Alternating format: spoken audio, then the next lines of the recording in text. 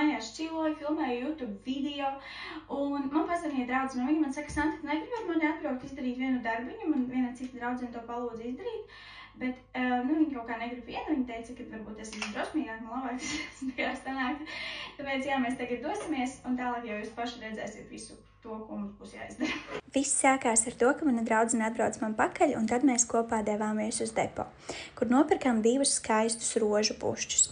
Tad devāmies pakaļ mūsu draudzenei Džoelai, kura palīdzēs mums visu to skaisti nofilmēt. Mūsu galamērķis bija veikals Lats, kurā strādā kāda ļoti jauka sieviete Sandra, un šodien viņai ir dzimšanas diena. Šīs rozes bija domātas viņai. Tālāk sākām uzrunāt pilnīgi svešus cilvēkus ar lūgumu uzdāvināt Sandrai vienu no rozēm. Sākumā mums gāja grūti, daudzi atteica, daudzi kautrējās, bet paldies Dievam bija arī tādi cilvēki, kas atsaucās. Vēlreiz to smuko sievieti parādi. Un tad sākās pats interesantākais. Šeit jūs varat redzēt Sandras pirmās reakcijas.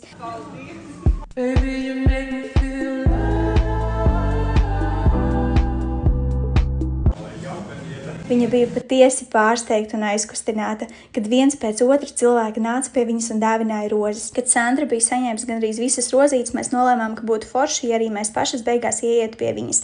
Tāpēc vispirms ārā nedaudz izmēģinājām dziesmu un tad devāmies iekšā, lai viņu apsveiktu arī mēs. Tas tev ir no ļodiņas.